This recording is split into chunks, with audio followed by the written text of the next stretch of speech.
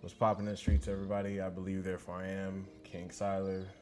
We're back with another one-on-one interview with the legendary Mr. Legion. Thank you for joining us today, brother. Appreciate it. You know what I'm saying? You know what I'm saying? You one of the goats out here, man. Man, I'm happy to take I'm happy to have the title, man. Like, Hey. I'll take it. Hey, real recognized real, man. I'll take it, man. Real recognized real, man. So first and foremost, how are you, brother? How are things in life? Ooh. I'm learning. This fatherhood has got me in a stride. It's like tunnel vision right now. I'm just trying to figure it out.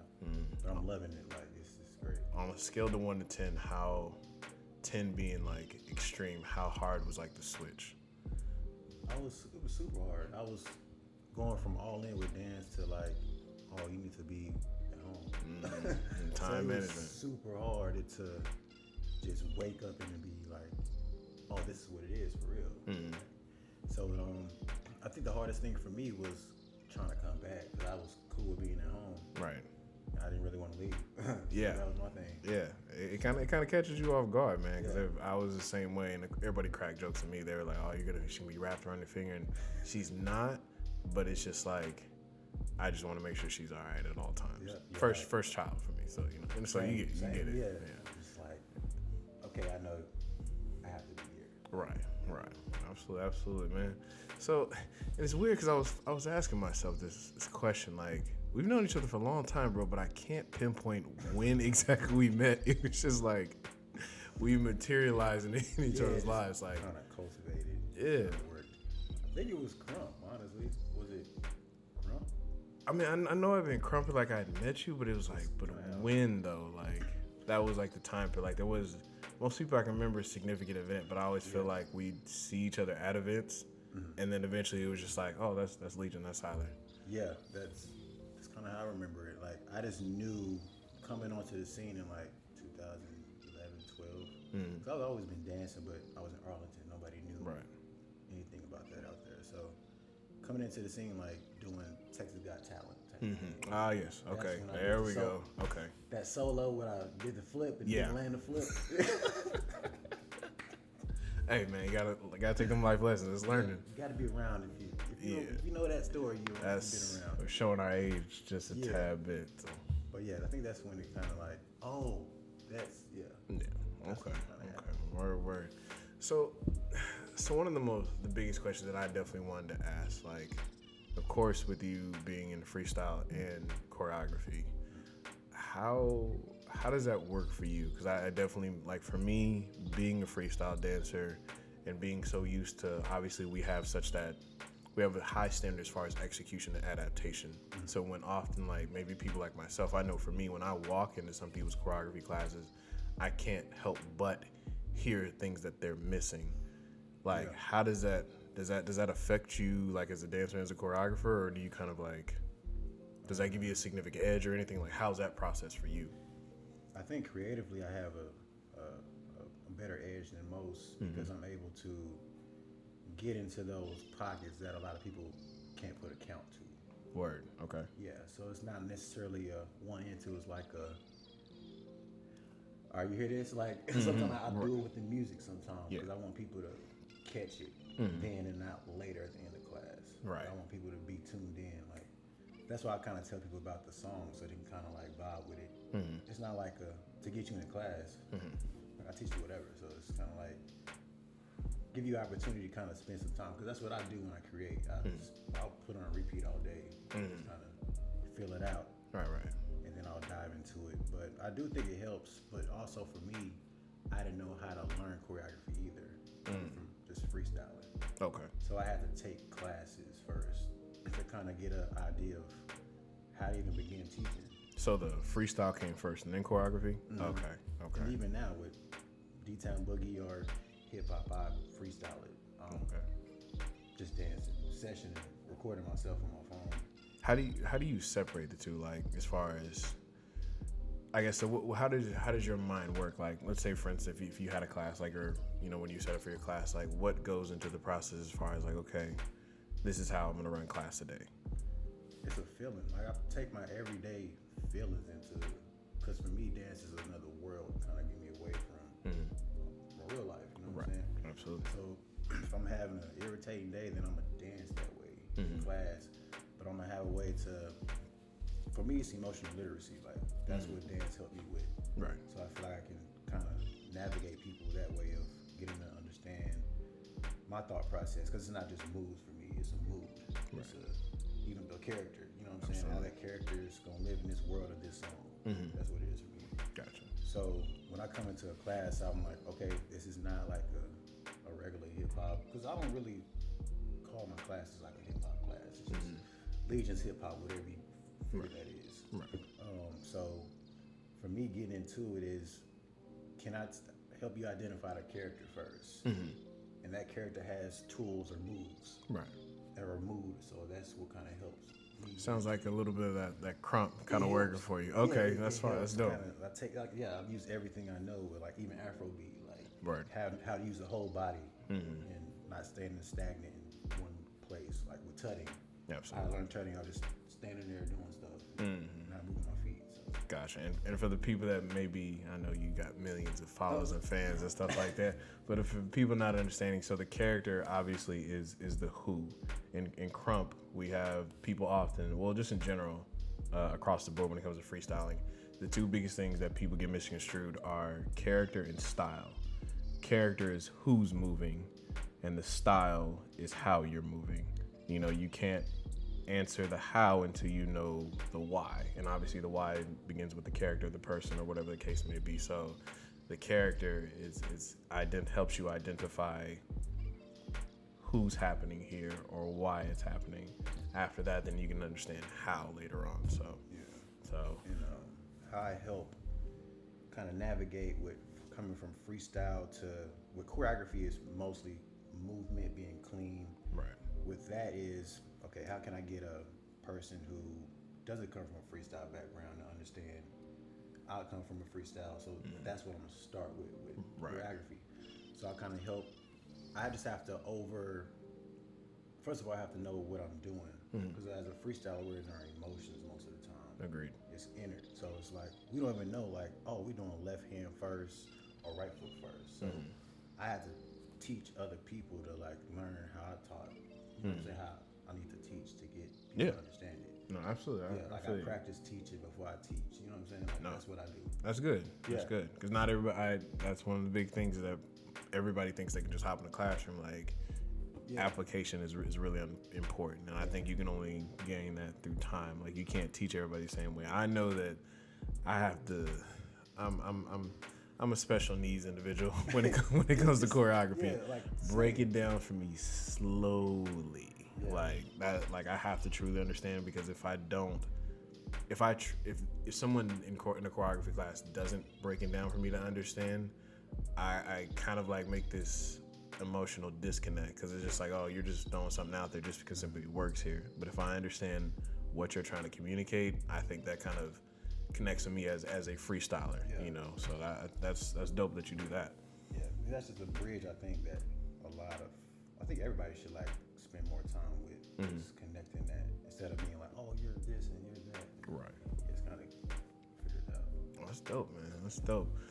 So was the transition like, was it extreme for you? Or did you kind of just like, you kind of found your? No, it was extreme. I took a lot of L's. Like, it's because I'm such a hustler with it. Like, for me, getting into dance was like, I want to be able to live off of it eventually. It wasn't just a hobby. Like, it kept me out of trouble for the most part. Like, it kept me where I needed to be. But I wasn't just dancing just to have something to do. It was always I want to do this here. I don't want to have to go anywhere else and do it. Right. Because, you know, a lot of people think you just have to leave.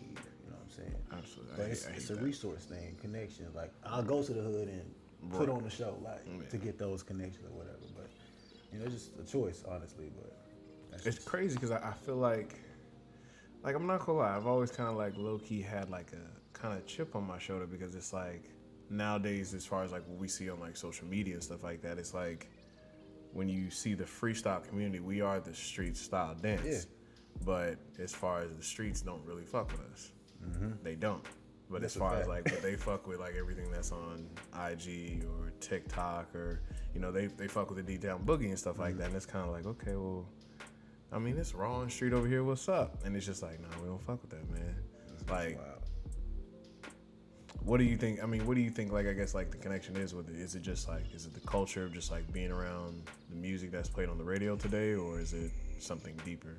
Specifically, like With the connection, as far as like, it seems much more like black culture is much more connected to D-Town Boogie or the dances that we see on social media than they are with, you know, street style genres of dance, despite the heavy influence of the major influence that we've had on every other street style genre of dance. I think it's relatable because, like, for example, D-Town Boogie comes from a club space, like a turn-up party. Everybody wants to have a party or eventually go somewhere like that. So Right. I think it's easy relatable. Like, for example, with crump, like, I didn't grow up crumping, you know what I'm saying? Not until I saw Rise or something like that. Absolutely. So that gap before then, I didn't know about it. So with D-Town Boogie, me being from Arlington, you kind of grew up in, Right. I was going to the club at 15, 16. Right. DMX, like, I was Okay, getting okay, in. okay. Well, there you Yeah, go. know, Okay, there we go. yeah, There we go. you know, yeah, you know somebody you in there. So it's just like, I was already doing that, so I was around it before like the whole Rise and crump, and even growing up trying to imitate Michael Jackson, it wasn't a culture connection for me. I see. It was just like, okay, that's cool, I want to do it, but it didn't resonate with me on a different level. Like, I'm a part of this, you know what I'm saying? So I think black culture wise with D-Town Boogie, it's like everybody can relate to being turned up with their homies or whatever. I feel that. Or just having a way to express. Like, you know, everybody don't want to do a 8 count or something. They just want to feel good and do something, just move. So Do you think that as far as like, do you think that's hurting us as a black, with the black community not having a connection with funk and soul, R&B, crump, things of that nature? Definitely it puts us in the hip hop box. Like, oh, this is just for us. It's like, no, we kind of started a lot of other things Right. too. They But put you in that urban category. Yeah, They start making up names and stuff like that. It's just lack of, like, it's people just don't know. Like, and if it's not presented to a certain way, like, nobody's gonna want to receive it. Like, Right. you can't, like, for example, like being in the hood, like, you can't bring a dude who's not from the hood to kind of bring the people from the hood out. Like, Right. Nah, it's not gonna really work. Yeah, that street type energy feels like It's hostility. a feel. Yeah, it's a feel. It's like you may know the information, but you don't know what you're talking about. You know, you can't resonate with me. Like, it's a frequency thing for me. Like, energy. Facts. Yeah. I definitely see that a lot. That a lot of people, I think, that I am seeing this day and age is that people generally can't resonate with it. Like, even with like when you turn on the radio, you listen to music, it's just like I'm 32. You know what I'm saying? So I ain't that old. Like I'm at, you know, technically in the 80s, baby. So it's like listening to music, like even what was it? I think Ice Cube said it like some years ago. He's like, we're not in the back in like when I was growing up. He's like, you know, this was the drug seller, you know, day and age. Now we're in the drug user, you know, day and age. You know what I'm saying? So it's like kids are more in tune with drugs, being super emotional, you know, not necessarily like seeking out, I guess, cultural understanding, I guess, for lack of better words, or foundation or, you know, real substance, real meaning, you know, within themselves now. It just seems like it's always an outside influence. Definitely trendy society nowadays. Especially the youth. They got the phones. It's just, Everything's right. I didn't have a phone until I was in high school. So That's like, that's crazy how technology has advanced in the Yeah, last like 15 years. my daughter's 9 months, and if I take the phone, she's throwing a fit. Like, how do you know? Why you just connected to this phone for 9 months? It's not even yours. Like, Yeah. My girl got Trinity an iPad, so it's like she knows how to, you know, Netflix and stuff like that, and she has her shows and Booba, and we've transitioned away from Baby Shark and all that other crazy stuff like Little Einsteins. yeah. And it didn't make it any. It didn't help at all the fact that like they remixed Little Einstein songs, and so like when she started watching, I was just like, my PTSD is going.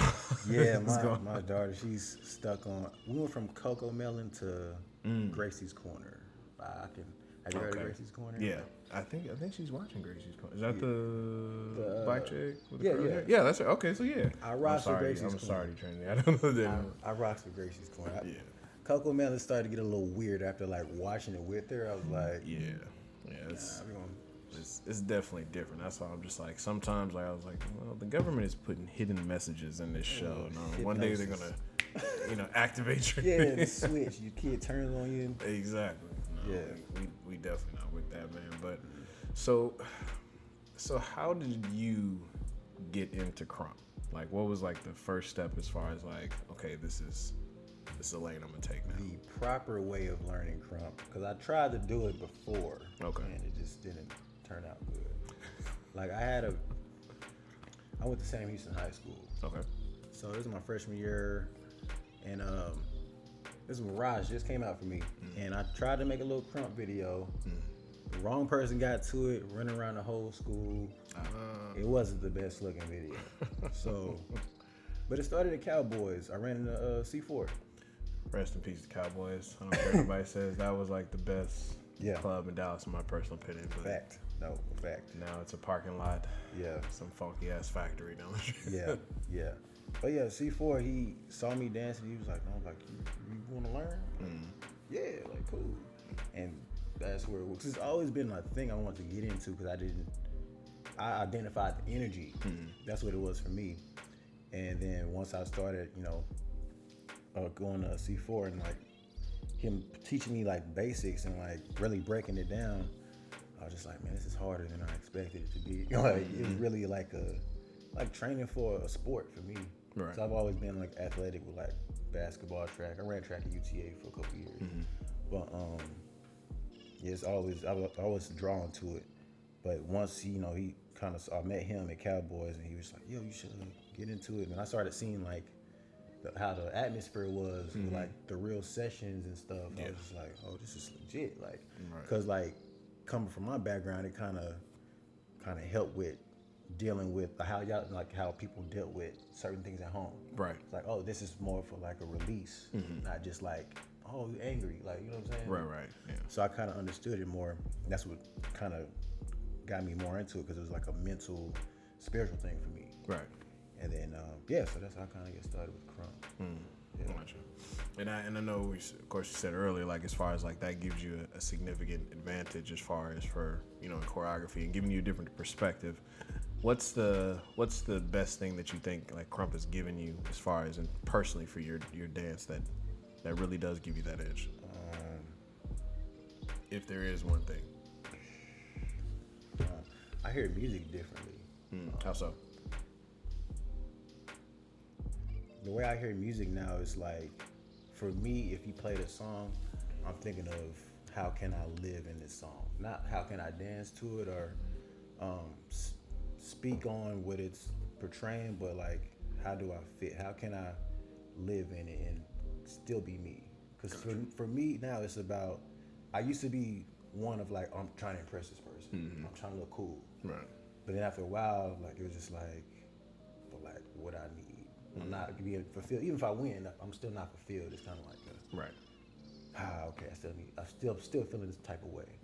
So once I like flipped it and I was kind of like dance for me and kind of make it about, what do I want to give? What do I want to get out? I started just kind of living in however that song played or however it made me feel. If I was upset, I was like, well, I'm definitely gonna dance angry, like, you know what I'm saying? So it was just like a thing, but it was structured. It wasn't like I'm just doing a whole bunch of stuff. Right. It was like, I mean that, you know what I'm saying? Yeah. So that's what boogie is to me. Okay. But it's fun. Like, crump is like therapy, and D-Town Boogie is like, ooh, let's like celebrate from like this crazy therapy session we had. Like, Right.